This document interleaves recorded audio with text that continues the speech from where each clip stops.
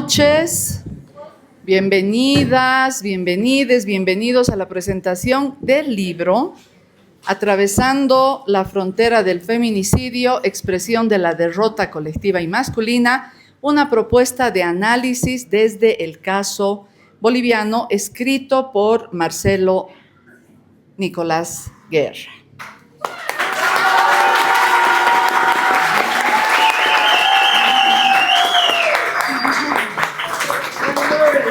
Bueno, en esta noche, primero vamos a agradecer a la casa. Damos un especial agradecimiento a Cecilia Rocabado Tubert, que en este momento está en una reunión. Ella es una aliada, una hermana y es la decana de la Facultad de Derecho y Ciencias Políticas. Gracias a esta alianza nos encontramos en este lindo espacio, el auditorio intercultural de la facultad. Y pues esperamos que pronto la foto de Cecilia esté aquí con estos señores incomodándolos.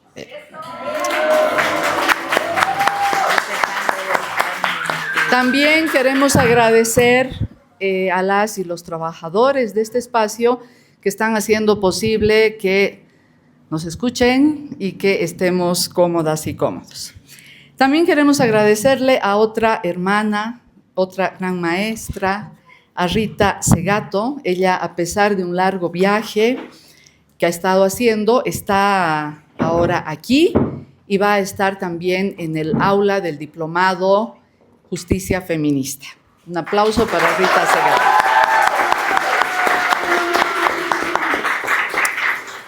Rita está hoy en La Paz para compartir sus conocimientos y su sabiduría en una relación de horizontalidad con les y los diplomantes, y está hoy aquí para comentar el libro, donde es autora del prólogo, como maestra y tutora del autor. Voy a hacer un comentario entre paréntesis. Yo estoy segura, pero segura, que ninguna académica, ningún académico de nuestro país, nadie se atrevería a utilizar los aportes teóricos y conceptuales de Rita Segato sin reconocer su autoría y sin citarla, aunque sea en pie de página. Porque reconocer la autoría cuando estamos en lucha es también una forma de lucha colectiva. Me refiero al artículo de Virginia Ayllón en un libro del Bicentenario, donde utiliza un aporte conceptual de nuestra compañera y hermana María Galindo y omite citarla. Además de minimizar el inmenso aporte de mujeres creando, en especial de María, que es un referente del feminismo mundial.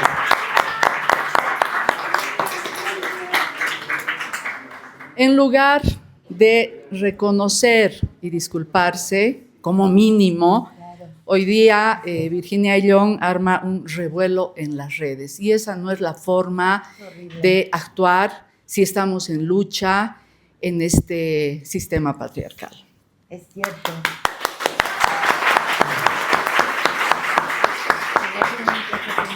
¿Cómo no agradecer también la presencia de Ángel Careaga? Un colega, bueno, colega mío, somos del mismo gremio. Un compañero, un hombre que en los últimos años también ha estado reflexionando sobre las masculinidades, sobre qué es ser hombre, y lo está haciendo desde la televisión. Ángel está amplificando una voz que espero que no solo reciba ecos, sino que se meta en las conciencias y que movilice. Por último, en este espectacular panel para la presentación del libro Atravesando la frontera del feminicidio, está el autor, Nicolás Guerra. Él es psicólogo social con una maestría en desarrollo social. A diferencia de muchos trabajos que se han hecho sobre el feminicidio, Nicolás ha dirigido su mirada hacia los hombres. Nicolás ha logrado trascender del testimonio a la conceptualización a partir de su experiencia personal con la violencia feminicida que ejerció su padre y también a partir del testimonio de 7 condenados por feminicidio que han sido entrevistados en las cárceles. Yo creo que estos dos hombres sentados aquí son unos,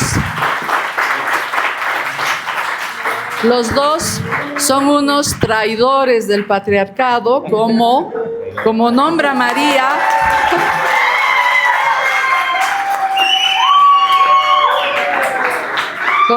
Como nombra María a los hombres que son aliados en la lucha contra las violencias.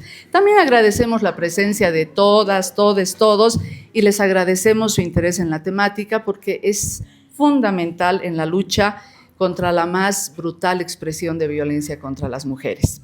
Y aprovecho para dar la bienvenida a Mariana Osuna, profesora de la próxima semana del diplomado,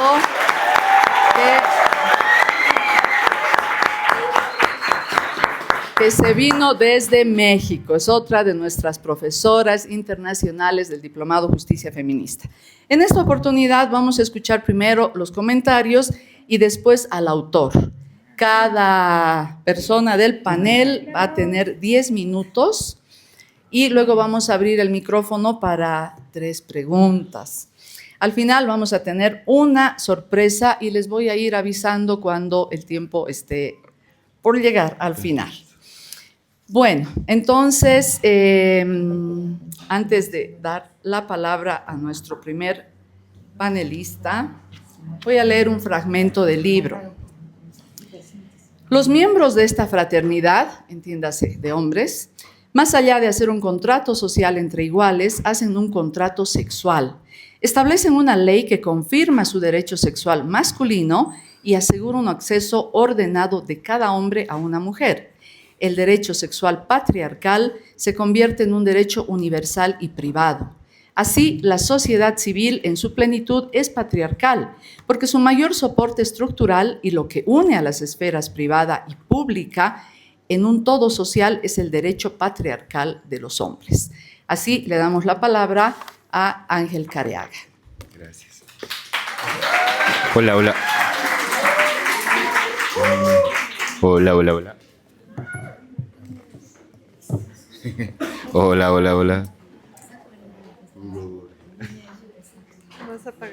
Hola, hola. ¿Por qué funciona contigo? No? Raiza.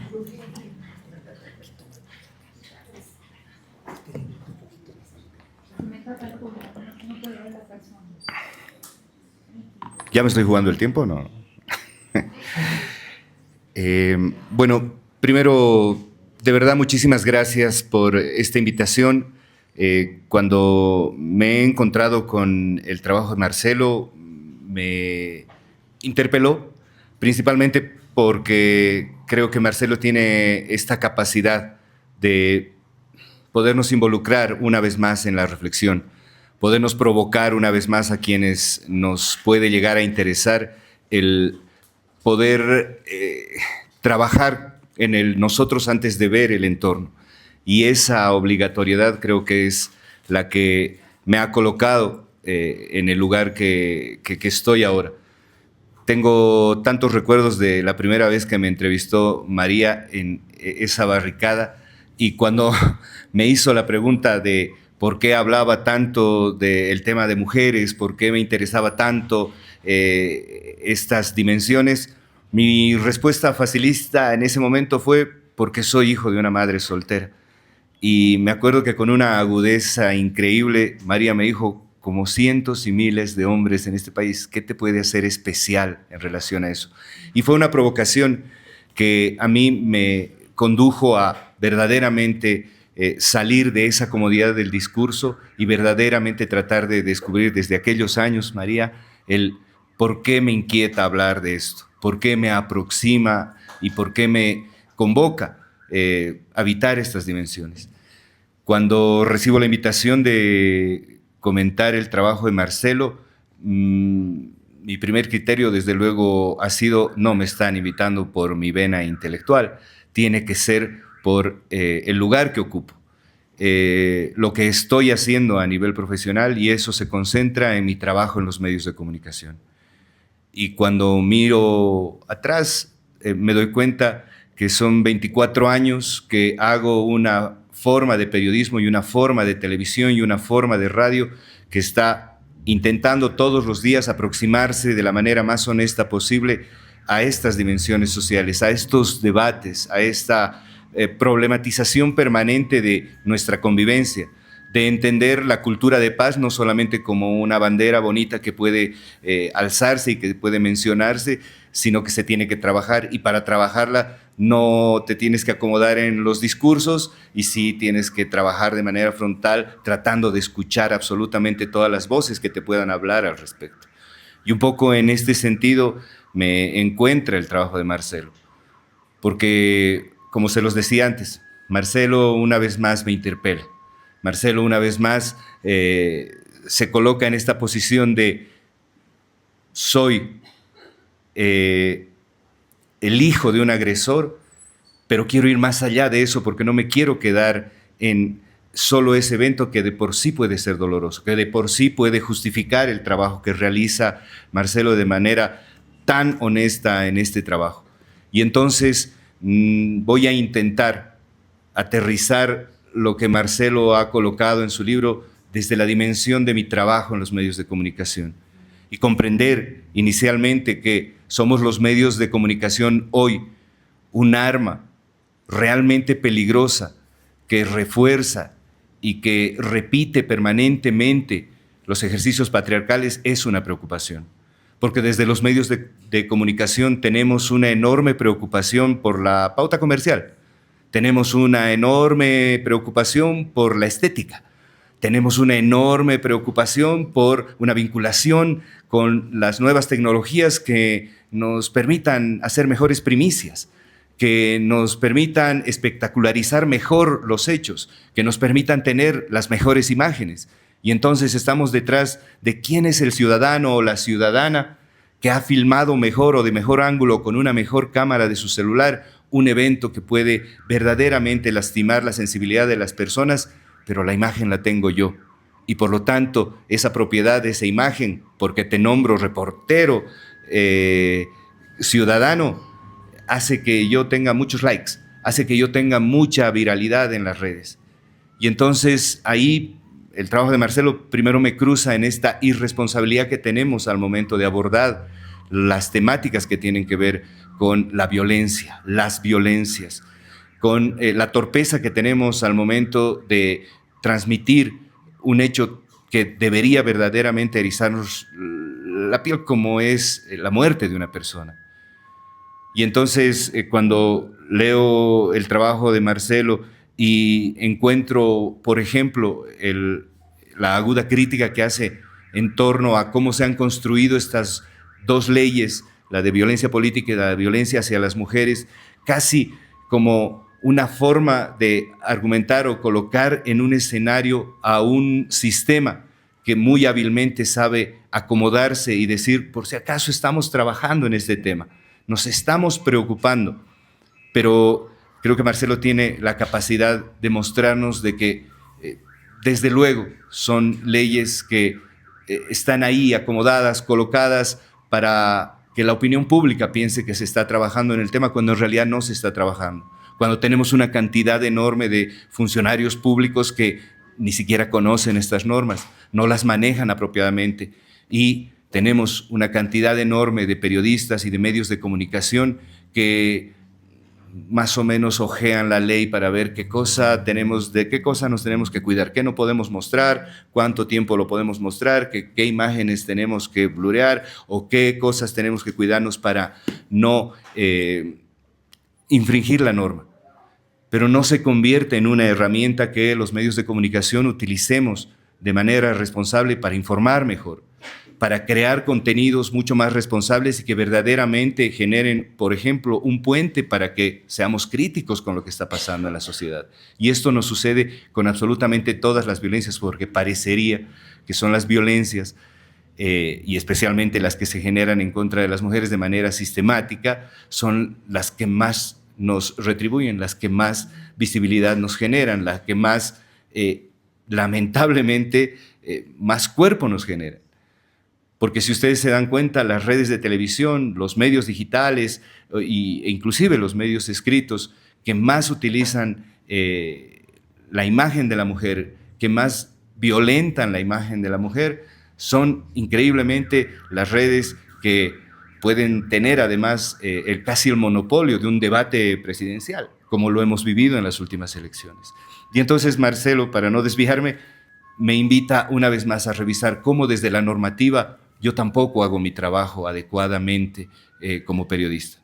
Pero además, Marcelo hace esta aproximación al testimonio de estos agresores y estas entrevistas de verdad te vuelven a repetir la necesidad de interpretar esto y dejar, por ejemplo, desde mi trabajo una vez más, de hacer tanto énfasis en la víctima.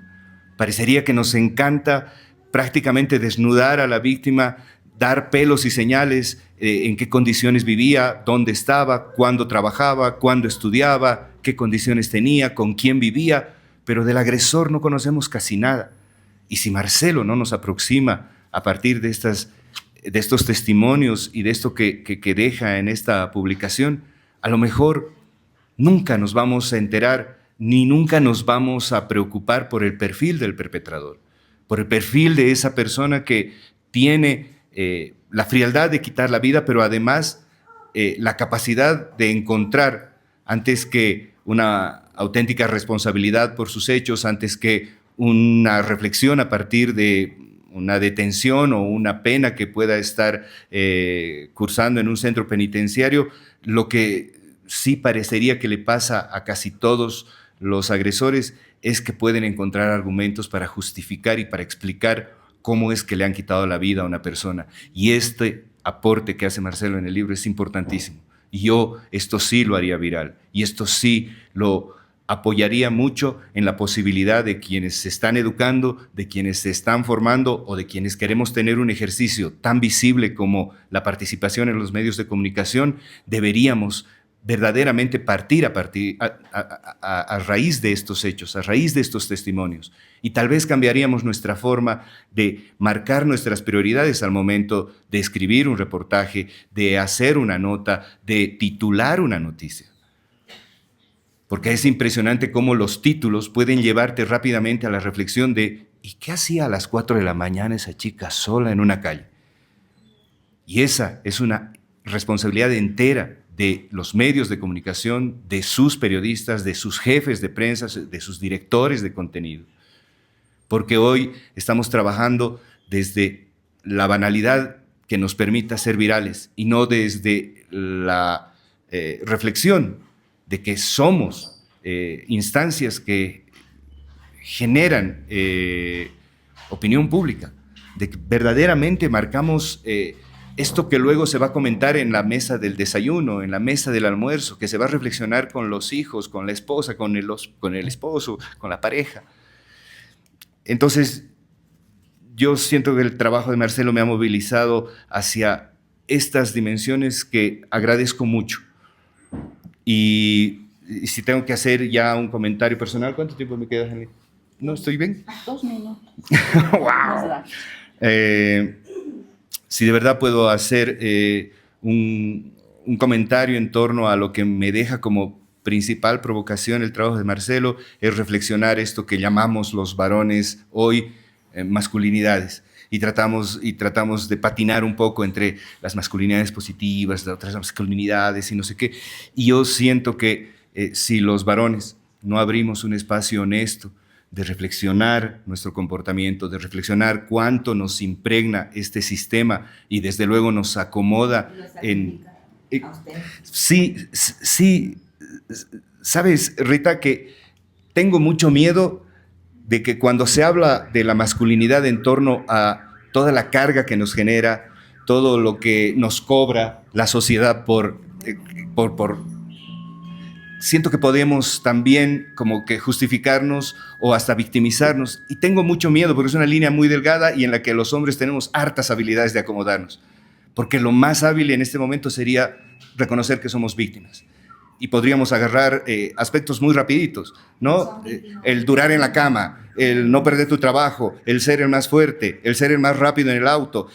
Todos esos son castigos, desde luego que son castigos, porque luego un hombre que pierde su trabajo en cierta edad se siente absolutamente inútil. La sociedad le ha dicho, eres un perdedor, no sirves para nada y vas al Puente de las Américas y te lanzas de ahí. Y entonces, una vez más... O matas a tu mujer. O matas a tu mujer, pero estos que los colocamos en la dimensión de que también son los precios que pagamos por ser hombres, tengo mucho miedo que nos coloque una vez más en el papel de víctimas, en el rol de víctimas o en la acera de a mí también este sistema me agrede y me puedo subir al carro del debate y de la problematización y de lo que me plantean los feminismos. Por eso yo siento que es cada vez más urgente que los hombres creemos una agenda propia, que no se aferre a lo que ya han trabajado los feminismos y que verdaderamente surja de una auténtica inquietud de nosotros querer desmontar esto que sí nos castiga, pero que también disfrutamos todos los días. El ser hombre es un goce. En el psicoanálisis entenderán que el goce es así como esto que verdaderamente te genera una suerte de repetición permanente, que quieres habitar eso, lo repites, lo habitas, lo sabes jugar, y entonces pierdes tu trabajo y cuando consigues el otro has vuelto a ganar y luego cuando te das cuenta que tienes un buen salario has vuelto a ganar. Entonces yo creo que es una cosa muy compleja y creo que los hombres de verdad nos merecemos urgentemente un espacio en el que pensemos desde nuestra dimensión de hombres cómo colocar una agenda. Cuando los feminismos me invitan a reflexionar desde las masculinidades, en el último tiempo me ha empezado a resonar es que una vez más el feminismo o los feminismos nos están dando una tarea y los varones tenemos que hacer propia esa inquietud de querer desmontar lo que nos pasa y tal vez a partir de eso comprenderíamos la enorme importancia de la convivencia, la enorme importancia del cuidado. Los varones no nos cuidamos, los varones vamos al dentista cuando la muela está podrida, no vamos al dentista cuando ha empezado la primera sensibilidad al frío.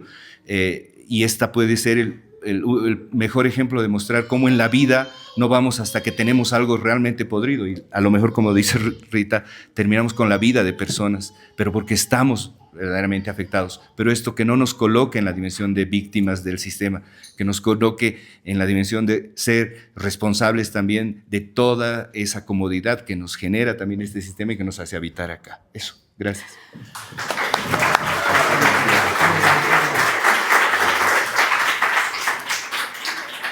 Muchas. Hola, hola. ¿Se escucha? Ahora sí.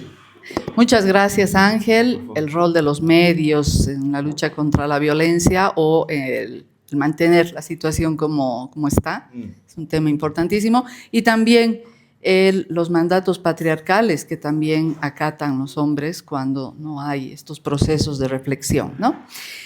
Muchas gracias. Otro fragmento del libro para darle la bienvenida al comentario de Rita. Hubo un detonante para la ruptura mental y psicológica del acusado en el momento del hecho. Su pareja le engañaba, le confundía con otros nombres, abandonaba el hogar, la influencia de su madre, por lo que no constituye feminicidio. Defensa durante el juicio oral de Julián Ramos Oruña. Esta argumentación de la defensa legal del sujeto feminicida, por un lado, acepta que hubo detonantes para la ruptura mental y psicológica del acusado. Por otro lado, esa ruptura mental permitía argumentar que el hecho cometido no se constituía en feminicidio. Esto pone en evidencia que el sistema del estatus continúa gesticulando por detrás y en entre líneas de la ley moderna que intenta instaurar igualdad entre mujeres y hombres con respecto a la violencia de género. Rita, tienes la palabra.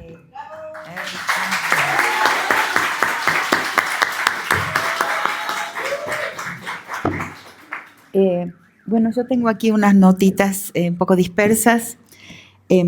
Solo quería hacer un comentario, porque lo más lindo es pensar en conversación, ¿no? Que los hombres en todas las naciones del mundo tienen una expectativa de vida más corta que las mujeres. Entonces, hay muchas hipótesis sobre por qué. ¿Escuchan? Al revés. Hay muchas hipótesis, ¿no? La mía es que la presión para permanecer mostrándose hombres es enorme. O sea, la la masculinidad es un título, no la da el cuerpo, es un título. El hombre se titula macho. Y para titularse macho tiene que dar varios exámenes. A veces es hasta un examen de capacidad de violar. Entonces, para mí, y he llegado muy recientemente a esta definición, la violencia de género es el síntoma que nos permite diagnosticar la fragilidad masculina. Es un síntoma de la vulnerabilidad de la masculinidad. La emasculación está siempre en la puerta. Siempre estamos con el... Yo no, porque afortunadamente soy mujer. Somos mucho más felices nosotras. Porque podemos reírnos en cualquier circunstancia y de todo. El hombre no. El hombre siempre se ríe con víctimas. O sea, se ríe de alguien. De alguien que pasa, en fin, ustedes saben de qué se ríen los hombres. En un pacto, en una alianza que en mis primeros textos le llamé de fratria, como está usado en el libro de Marcelo. De fratria, cofradía, hermandad masculina. Y hoy le llamo corporación, porque me doy cuenta de que esa fratria tiene una estructura claramente corporativa, ¿no? Que después se replica en todas las corporaciones que conocemos, que son lo que envenena todas las instituciones. Y en el mundo presente, en el mundo de hoy, ustedes van viendo cómo todas las instituciones, la academia, el derecho, la policía, los militares, los cárteles, las pandillas, todos tienen esa misma estructura corporativa cuyo fundante, cuya fundación, cuyo sótano, cuya base es el patriarcado. Entonces el patriarcado no es un orden moral, y ese es un problema que tenemos en el feminismo. Cuando hay una violación, la pensamos moralmente. No es un crimen moral, no es un delito moral, no es una infracción moral. Es una infracción, toda agresión a la mujer, que a veces es una agresión a otros hombres, feminizándoles. Porque fíjense, hay muchas, lo estamos viendo ahora en Palestina, con prisioneros palestinos en Israel. Hay muchas violaciones del cuerpo de hombre, hay muchos hombres que son violados, hasta la muerte inclusive, hasta sufrir daños en su organismo que no les permiten sobrevivir. Pero los hombres no lo denuncian, porque ser violado es ser feminizado, y ser feminizado para un hombre es caer en su estatus de humanidad, es perder humanidad. Entonces ellos tienen muy comprometida su masculinidad con la humanidad. Entonces un hombre feminizado es un hombre deshumanizado. Entonces, pero hay muchos, o sea, la violación masculina es bastante común. Yo he hecho peritajes para Guatemala, para El Salvador, para Colombia, y hay violaciones masculinas, pero no están en las estadísticas, porque el hombre prefiere cualquier cosa que caer de su estatus masculino, que perder el título de la masculinidad, ¿no? Entonces, por eso, cuando yo hablo de abajo el mandato de masculinidad, que es el mandato que obliga a los hombres a titularse hombres, ¿no? Abajo ese mandato, encuentro en la calle a veces hombres muy jóvenes, y a veces hombres muy ancianos, gracias Rita Segato, abajo el mandato de masculinidad, porque es un sacrificio terrible ser hombre. O sea, hay gozo, pero también el gozo es un gozo equivocado. No iba a hablar esto, pero me fui por aquí. El gozo masculino, como dicen otras autoras, está citado en mis libros, sobre todo en las estructuras elementales de la violencia. Porque yo empecé a decir, no, la violación no es un acto sexual, es un acto de poder. Así como el patriarcado es un orden basal, fundamental, de poder, y no moral, no religioso, no de costumbres, sino de poder, entonces ese orden de poder, por lo tanto, es un orden plenamente político, ¿no? Entonces, no sé, perdón, pero estoy cansada, habló el bebé y me fui quería más estar con el bebé que estar aquí. ¿Qué decía inmediatamente antes? La violación es un acto de poder, el patriarcado es un orden, y me perdí, perdón. Estaba intentando explicar que, perdonen, me distraje con el bebé. El goce, gracias María. ¿Ves? Ella me presta atención. Bueno, el goce masculino, entonces me decía, entonces ¿cómo puede haber en situaciones, miren, en situaciones de guerra, porque he hecho varios peritajes en situaciones de las nuevas formas de la guerra, ¿cómo puede entonces tener una erección? ¿Qué goce es eso si no es un goce sexual? Es un goce narcísico. El gozo masculino es narcísico, autorreferido. Autorreferido. O sea, el gozo de poder mostrar ante sí mismo en el espejo y a los otros hombres, y a las mujeres también, y a la sociedad entera, que es macho. No es un goce claramente sexual. Para muchísimos hombres, los que violan, no es un... Y he hecho entrevistas a muchísimos hombres.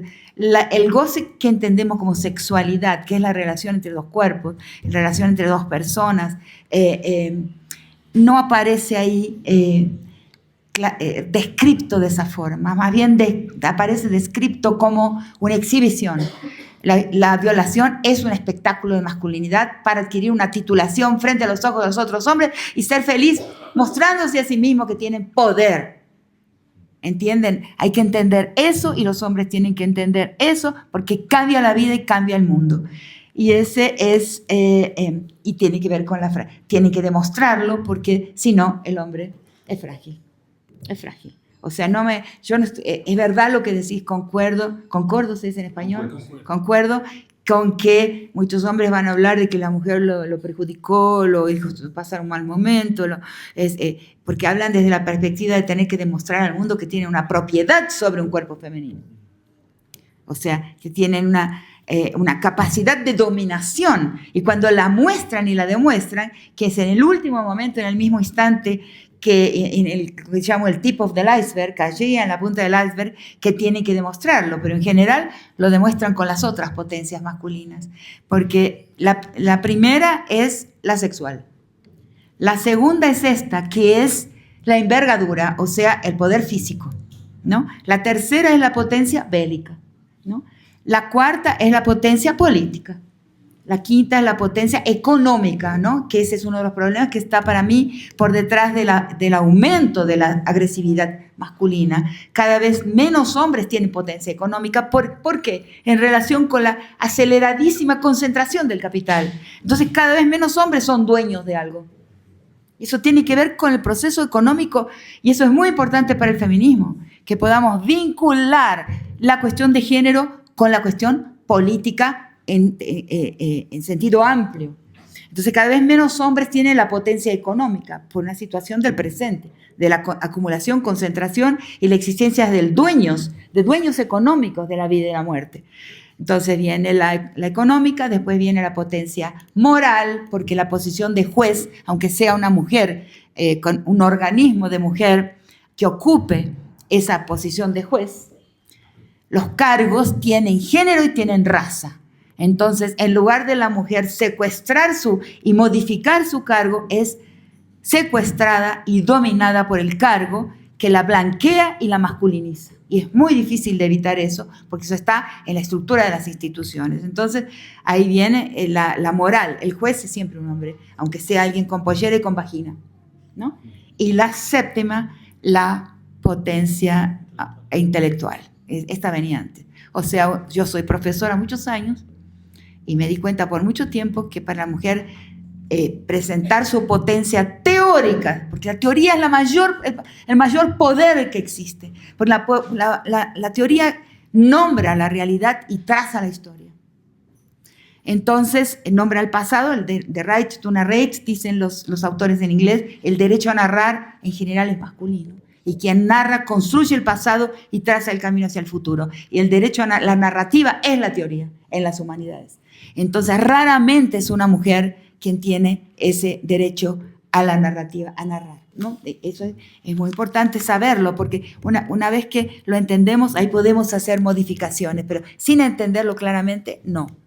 Entonces, quiero decir una cosa, es por ahí que iba a comenzar, ¿no? Hablar un poquito de mi amistad, ¿no? Aquí con Marcelo Nicolás, que un día llegó a Brasilia, donde yo fui profesora 35 años en la universidad. Yo estaba dando mi materia de Antropología y Derechos Humanos, y viene esta persona maravillosa, querida por todos sus colegas que encontró ahí, adorada por los compañeros, de quien es amigo hasta hoy, viene a buscar un padre. No, vengo a buscar a mi padre que vive aquí. Yo lo miré porque, ¿saben qué? Los hombres y las mujeres también, A veces nos morimos porque aparezca un padre o un tío y nos diga, eres un hombre, hijo mío. Eso es un desastre. Eso es un desastre. Ese eres un hombre, hijo mío, es un desastre. Porque quiere decir que se está titulando. Fue a un burdel, hizo alguna contravención, o sea, consiguió mostrarse macho de alguna manera. Desastroso, ese padre. Y yo sentí cuando te conocí que vos venías a eso.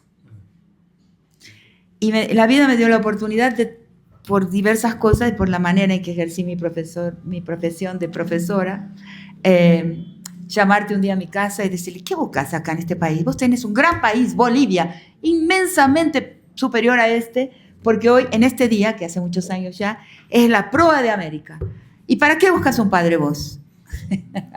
Y a partir de esa pregunta, él modificó su rumbo, ¿no? ¿Para qué se busca un padre? ¿No? ¿Para qué mierda se busca un padre? ¿No? Tenemos que desafiar esa cosa por eso llamo a la masculinidad corporativa, porque la característica de la corporación es la característica de la masculinidad. La corporación es así, la principal virtud, el principal mandato es la lealtad corporativa. Por eso a veces digo un poco en broma que no hay nada mejor para un hombre que otro hombre. Y la segunda es que es jerárquica. Entonces viene el tío rico, ¿no? No, hoy nos visita, no, tu tío, el que es ministro de no sé qué, o el que es el macho alfa. En mis clases voy a hablar un poco de eso también, el macho alfa. Entonces él estaba buscando el macho alfa. Y lo que descubrió es que el macho alfa era un asesino. Y ahí empieza. Tercera cosa que quiero decir y no puedo olvidarme. Peor que un asesino, alguien que fue feminicida, o sea, destruyó a golpes a una señora, a una joven frágil y bonita, que era su mamá. Entonces, lo que tenía que buscar es su mamá. Esa es su mamá, no ese padre. Bueno, último. Al derecho le llamo ficción jurídica. No le llamo más derecho, le llamo ficción jurídica. Entonces, también digo que, esto es lo que más quería decir, pero bueno, solo la política y la politización cura las heridas. Lo he visto muchas veces y es el caso de Marcelo. O sea, hemos sufrido mucho por alguna razón y es necesario reconocer vos lo sabés muy bien, y vos sos el paradigma, ¿no? De eso. De ese sufrimiento que no se puede curar en la vida personal, solo se puede curar politizándolo. O sea, es el caso de las madres de Plaza de Mayo, de las madres buscadoras en México, que politizan su dolor. Pero hay un caso en que Marcelo, quién sabe, siente las bases de otro camino paralelo, que es la politización a partir de un hijo, que eso no es común. O sea, es otra línea política, otra línea de acción, porque las madres ya sabemos que las madres hemos politizado y politizamos nuestro sufrimiento. Ahí hacemos un servicio al mundo y al mismo tiempo vamos apagando el dolor de la herida porque la colectivizamos. La politización es la colectivización de la herida. Ahora, él está haciéndolo desde el lugar de hijo y eso es una novedad que podría trazar y transformarse en un método de curación. Eso quería decir.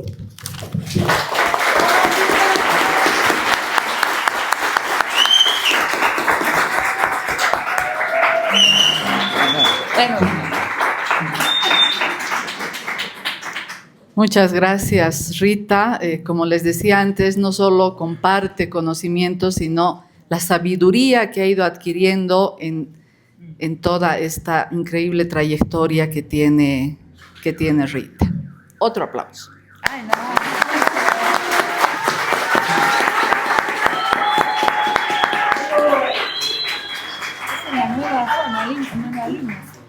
Bueno, han venido a la presentación, tienen que tener el libro. Este es un aviso publicitario. Se está vendiendo allá, las compañeras lo están vendiendo.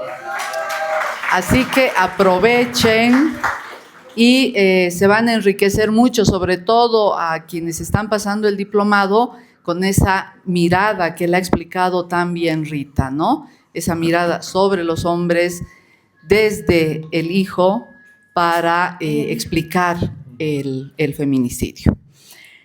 Ahora sí, antes de darle la palabra al autor, voy a leer otro fragmento del libro.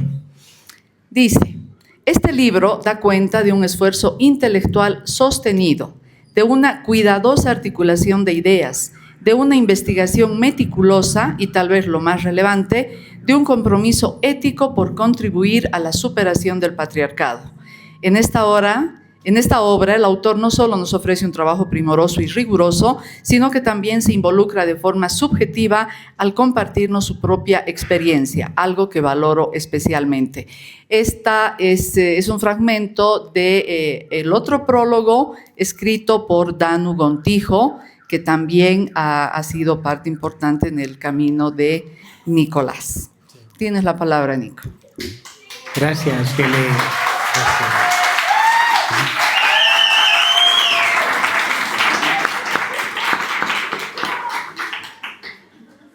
Bueno, mis compañeros, compañeras y compañeros del diplomado deben saber cómo estoy ahorita. Bien, quiero continuar con lo que Rita tomaba del año de noviembre del 2013, en la casa de Rita en el departamento, ¿no? Cuando ella me dice: Marcelo, venía a casa que quisiera hablar, porque yo le decía, Rita, profesora Rita, le decía ese tiempo, tengo que volver a Bolivia. Y me dice: venía a casa, quiero saber por qué. Y recuerdo cuando llegué y nos sentamos ahí en la sala del departamento de Rita y me pregunta, ¿no? ¿Por qué? ¿Qué había pasado? Y es ahí donde ella se da cuenta que yo, y evidentemente eso es cierto, yo fui a buscar un padre para buscar la palmadita de aceptación y que sea titulado como hombre. Y cuando Rita me mira y me cuestiona y me dice: pero ¿qué haces tú vos aquí buscando un padre? Y cuando le contaba lo que había pasado, y tú vienes de un lugar andino, vienes de las montañas, ¿se acuerda, Rita? ¿Qué haces en una ciudad como Brasilia? Tú no perteneces aquí. Y recuerdo que en ese momento, y les compartía a mis compañeras, tuve lo que trato de llamar en este libro un giro existencial, ese clic, así que era como que, como decimos aquí en Tupí o en Tupiza, bueno, en el Pago, era como de un sopapo que reaccionas y dices: ¡wow! O sea, ¿qué ha pasado? ¿Dónde estoy? ¿Qué estoy haciendo aquí? Y fue desde ese momento que decidí y bueno, yo vuelvo a Bolivia a ver mi historia, a ver qué ha pasado, pero ahí también me daba cuenta que yo venía de una genealogía femenina, de un abrazo femenino, porque todas las mujeres que me habían criado me estaban dando las líneas de cómo vivir. Sin embargo, yo había ido a Brasilia a buscar cómo morir, cómo estar derrotado. Es que eso me doy cuenta y he ido a buscar mi derrota, como trato de compartirles a ustedes, compañeros, compañeras. Entonces, el 2013 vuelvo, llego aquí a Bolivia, me encuentro con mi mamá Gladys, empiezo a indagar toda esa historia que ya la conocen y decido el 2018, le digo: Rita, estoy haciendo la maestría de desarrollo social en el CIDES, quisiera investigar esto, pero desde lo mío, desde mi punto de vivencia, ¿se acuerda, Rita? Y ahí, en ese proceso de pensarme, de reconfigurarme, de cuestionarme, de interpelarme, de verme al espejo, pero ese espejo roto donde puedo ver más allá de la simple masculinidad que quería ser aceptada, es que decido estudiar esto. Y ahí es donde, tengo que ser sincero, no entendía qué es lo político en este proceso, qué era lo político, porque no nos enseñan a nosotros los hombres la ruptura política.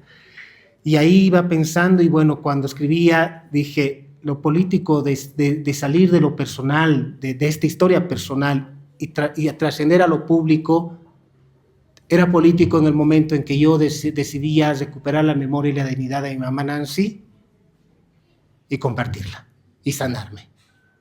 Porque fue en el ámbito público que encontré alivio y me permitió escribir un libro que no ha sido fácil. Entonces ahí entiendo de cómo uno se sana desde lo político. ¿Qué es lo político? Y ahí es donde digo: bueno, ahora lo escribo y lo tengo que compartir, pero desde la perspectiva de nosotros los hombres, Ángel, porque nosotros tenemos que tomar esa posición política de decir: ¿por qué estamos cometiendo violencia? ¿Por qué matamos? Y es en esa posición política que digo, ¿cómo paso del yo al nosotros? De la primera persona singular a la primera persona en plural, del yo a nosotros, porque somos estructura. Entonces nace el libro, ahí la conocí a María, cuando Rita me dice, tienes que conocerla. Y me acuerdo cuando fui a la Virgen así, y iba un poco asustado, ¿te acuerdas, María? Sí, porque dije, pero ahí, todo así, fui y la conocí, y ahí fui entendiendo también lo que es la ternura y la esperanza del feminismo, desde las palabras de María. Porque fue el impulso, son estas cositas que me fueron impulsando como hijo a ir por fuera de estos mandatos. Entonces la conocí a María y bueno, dije, le escribiremos, me decía, hagamos los programas de radio. Fue la primera vez que me senté en una radio y hablar y entendí el alcance de la radio, no en el alcance físico, no, sino el alcance social.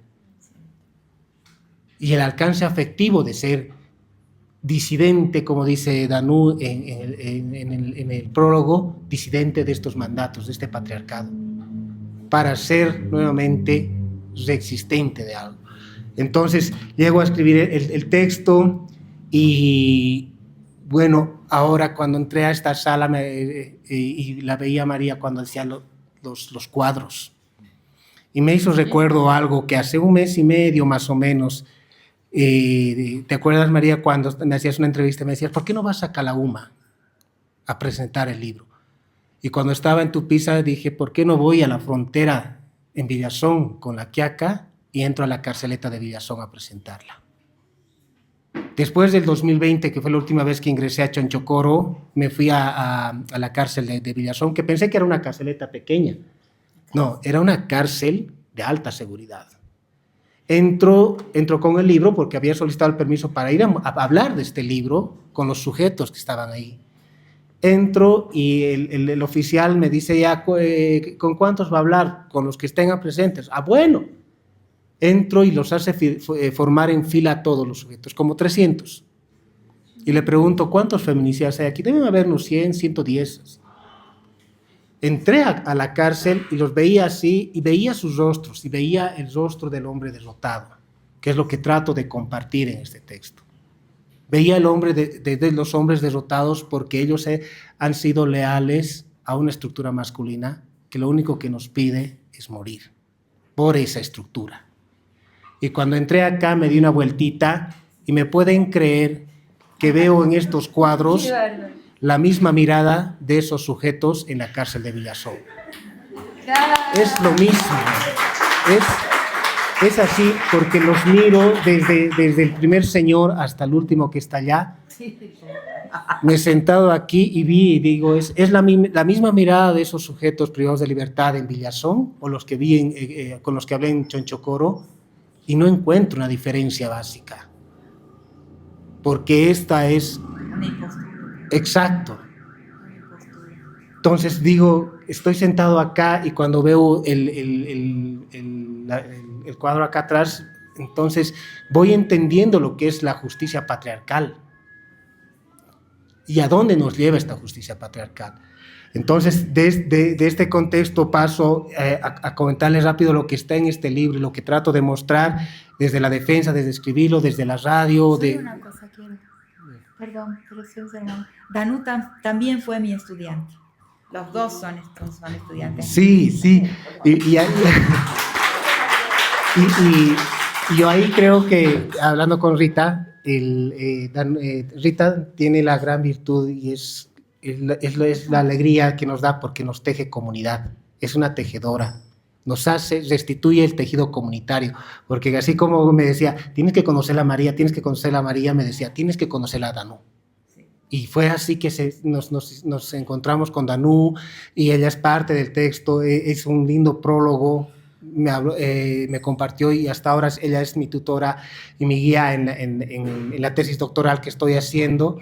Entonces, son esos vínculos que a mí como hombre ángel, y creo que eso es bueno que nosotros los hombres sepamos, que son esos vínculos del tejido comunitario que el movimiento feminista, las feministas nos enseñan a tomar impulso para cuestionarnos y compartirlo. Es desde ahí, desde donde nosotros tenemos que partir. Y eso hoy día les compartía a mis compañeros y compañeras del diplomado. Eso es lo que trato de mostrar. Claro. Y Entonces estos son unos también pobrecitos. sí. También fueron de otra forma prisioneros. Exacto. Es que eso es lo que yo veo, es esa metáfora de la mirada de esos hombres en Villazón hace un mes y medio, parados ahí viéndome así, asustados de ver un libro sobre feminicidio hablado por un hombre. Y cuando entré y me di el recorrido, imaginando cuando tú lo hiciste, María, es la misma mirada. Es que están ahí encuadrados. Y creo que eso es lo que tenemos que buscar nosotros los hombres disidentes, Ángel, de salir de ese encuadre del mandato del patriarcado. Entonces, cuando escribo el libro, planteo, inicialmente el libro era Atravesando la frontera del feminicidio, una expresión de la derrota colectiva, masculina y estatal, porque creo que es una triada de derrotas que este sistema nos lleva. Y cuando hago el análisis de lo que decía Ángel de la ley 348 y la 243 es porque creo que ese sistema de estatus que Rita nos ha enseñado está constantemente empujando para salir y sostener ese sistema. Y cuando hablo de una derrota masculina es porque veo en esos hombres feminicidas la derrota que este sistema nos exige para sostenerse, porque creo que es un sistema antropófago por excelencia, que nos consume a nosotros como hombres para sostenerse. Y es ahí donde tenemos que buscar la disidencia, para finalmente tratar de llegar a plantear cómo nos articulamos, cómo aprendemos del movimiento feminista. Que hoy, ¿por qué menciono eso? Porque hoy día cuando estaba dando la clase, y quiero compartirlo porque para mí ha sido un aprendizaje, el debate que hoy día se ha generado en la clase. No, Alex, tú estabas allá, a los compañeros que me preguntaban, me cuestionaban, me decían eso, de eso se trata. Este no es un libro cerrado. Este es un primer pequeño pasito de un proceso que nosotros los hombres tenemos que empezar a darlo, compartirlo y replicarlo. Y me alegró mucho. Al comienzo, no lo niego, me temblaban las piernas, así, wow. O sea, es que eran preguntas, eran cuestionamientos muy, muy directos. Pero a la vez me daba cuenta de que eso es lo que tenemos que generar con los otros hombres. Inquietud, molestia, interpelación, porque creo que es la única forma de que se puedan volver disidentes y entender de que ser violentos no es una victoria, es una derrota. Eso es lo que estoy buscando y trato de enseñar, de compartir desde esa experiencia, desde esta forma de la decisión política que he tomado para escribir este texto, este libro, y seguir escribiendo como una herramienta pedagógica. En este sentido, para ir concluyendo, cuando venía de Tupiza leía Feminismo Bastardo, y tú tienes una parte de justicia patriarcal, ¿verdad? Y cuando me hacías la presentación, María, nos decías, es un desafío para Nico, y evidentemente es un desafío. Porque yo estoy acá con interlocutores que me van a permitir seguir en este camino, Rita, que usted me ha mostrado desde el 2013, de seguirnos escribiendo y planteando cómo podemos ser o hacer resistencia y disidencia para que todo este proceso de violencia que generamos los hombres de alguna manera pare. Porque no soy el primero ni el único hijo que ha perdido a la mamá. Y no quisiera que siga pasando. Gracias.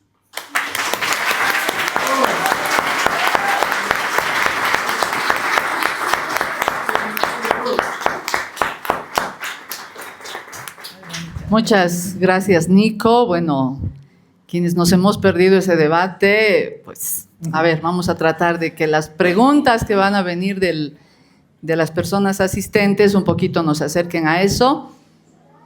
Tienen la palabra ahora el público allá. Nata, voy a ir con el micrófono.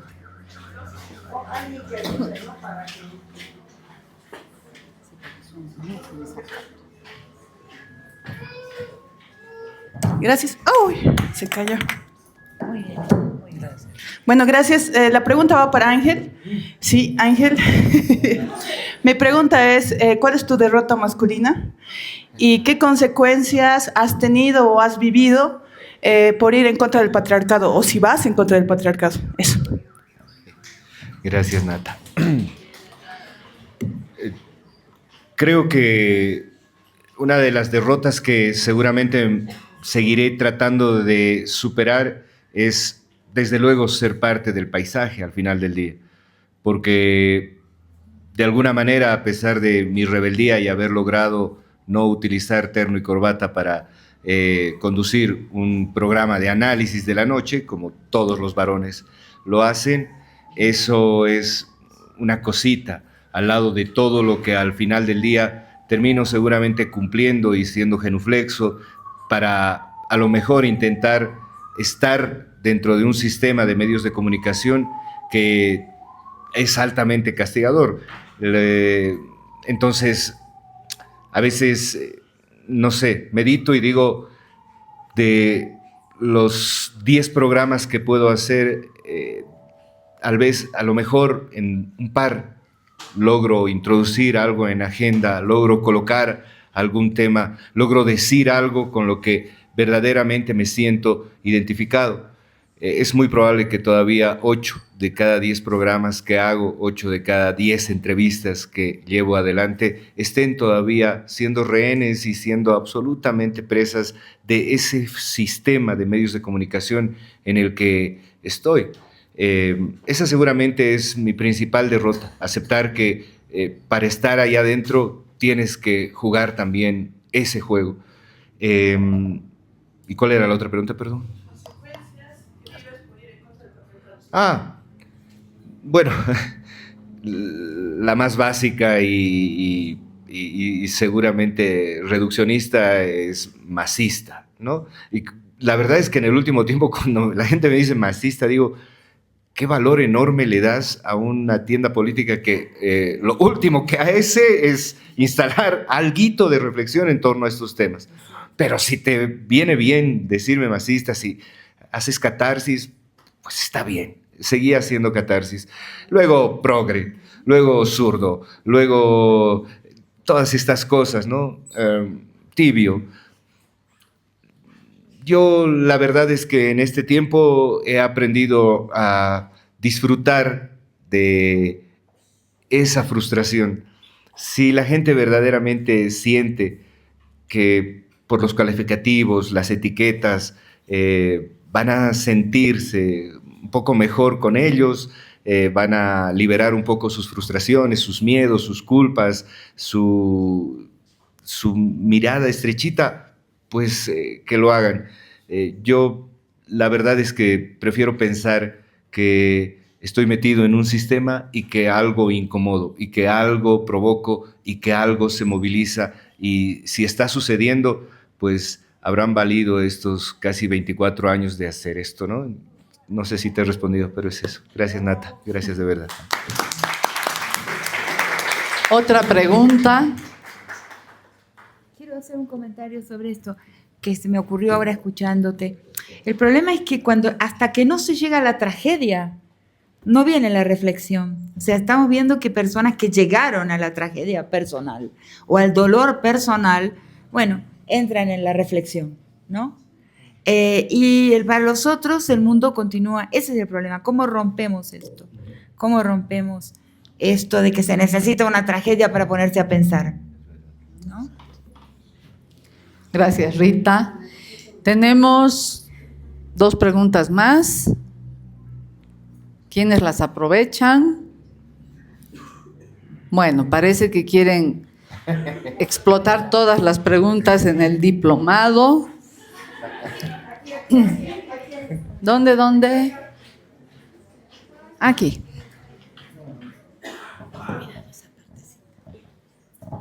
Bueno, más que una pregunta, quizás es un comentario a lo que mencionaba Rita y Ángel, que me hizo mucho eco. Bueno, justo de la persona que voy a hablar no está acá, es de mi hermano de 18 años. Bueno, yo en lo personal soy una sobreviviente de violencia, tengo una denuncia, y creo que en todo ese proceso, cuando tú mencionabas, Rita, de politizar el dolor, creo que no sé si es parte del proceso, no creo que yo no lo si bien lo he asumido como una acción política el denunciar, pero también asumir que el tipo de justicia que yo esperaba desde el Estado no era la justicia que me correspondía, que era la que me iba a sanar, sino el politizar en colectividad con mis amigas. Claro. No sabía que inconscientemente en ese proceso quien se estaba politizando también era mi hermano de, en ese entonces, 16, 15 años. Entonces era la persona que me sostenía cuando yo estaba denunciando, y cuando tú mencionabas, Ángel, lo de para él es una derrota, me hace mucho eco, porque yo no sabía que para mi hermano una derrota era ser como lo ha hecho mi agresor. Entonces, recientemente mi hermano está en Santa Cruz, él vive allá, y él, con mi hermana teníamos una charla, ¿no? Porque él tiene su novia, y él la llamaba mucho. Entonces con mi hermana le decíamos, che, esa es una actitud media posesiva, un poco posesiva, y a veces cuando le hacemos como alusión de que tiene un carácter parecido a mi papá, él se molesta porque lo último que quiere ser es como mi papá. Claro. Y lo último que quiere ser, porque él se acuerda cómo ha iniciado mi relación violenta con mi agresor, y él dice, yo no soy eso. Claro. Entonces, me hace mucho eco lo que dices. Mi hermano ve, y yo no me he dado cuenta escuchándote, mi hermano ve una derrota al verse o mirarse como esos hombres. Claro. Entonces, siento que ahí yo sí soy un poco a veces separatista, quizás de yo no voy a educar a los hombres, digamos, en mi posición feminista, pero no sabía que en este proceso de politizar estaba politizando a un niño de 15 y ahora tiene 18 años, y yo lo miro, y por eso le decía a la Mayrita, es que no sé si es oportuno, pero yo lo miro a mi hermano, y cuando le decimos, ¿te pareces al papá? No, a él no me parezco a él.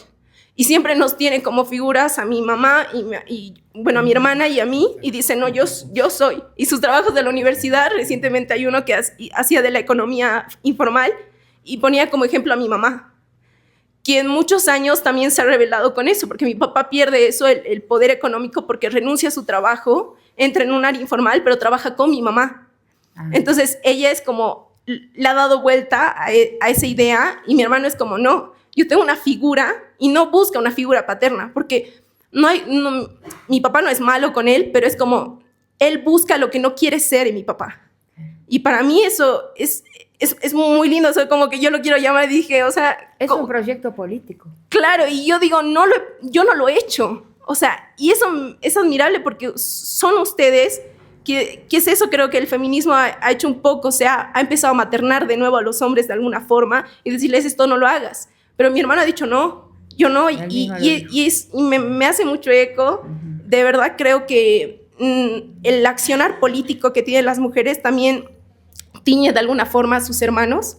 Nunca pensé que mi hermano de 18 años, que ahora se está enfrentando a una realidad muy compleja, que creo que es la de la cruceña. Entonces él viene y me dice, no, yo no soy alto, no soy grandote como el de Santa Cruz, un camba, no soy que tiene su cadena, pero yo soy esto. Y me hace recuerdo porque una de sus compañeras le decía, ¿a dónde te vas a ir de vacaciones? Me voy a ir a mi cerro. O sea, vamos a venir a La Paz, me voy a ir a mi cerro. Eso. Y claro, yo digo, este chico es todo lo que yo quiero para que una compañera o lo que él elija lo tenga. Y yo lo hubiese querido tener. Por eso, si te puedo comentar, sí. Muchas gracias por tu comentario. Sí, gracias. Quiero decir una cosa que me he dado cuenta recientemente. El feminismo no es una lucha por las mujeres, es una lucha por toda la humanidad. Es política en el sentido amplio de la palabra. Hay que darse cuenta de eso. No hay que permitir la getificación del feminismo ni la minoritización. Eso fue una trampa del multiculturalismo. Hay que deshacer las trampas del multiculturalismo. Estamos haciendo política en grande, no en pequeño. Infelizmente muchas feministas todavía piensan que es en pequeño. Para nosotras, por los hombres, no. No, es más grande que eso. Es un proyecto político de transformación del mundo. Eso hay que entender.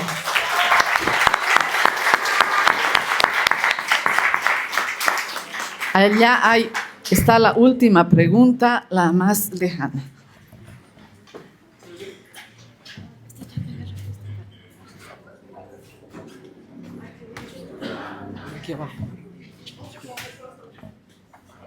Bueno, en realidad no es una pregunta, es más bien un comentario. Probablemente tengo mucha emoción de haber conocido el día de hoy a Rita El tema del libro de La Nación y sus otros es un libro que la verdad he avanzado en primer año y la verdad estoy encantado de poder escucharte en persona.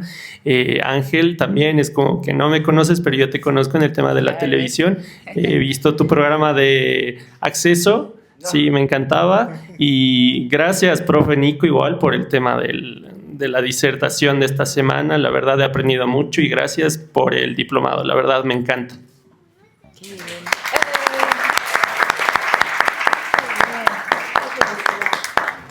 Muchas gracias. Bueno, con esto hemos terminado la presentación del libro, pero quiero tomar una palabrita que ha dicho Ángel sobre las etiquetas.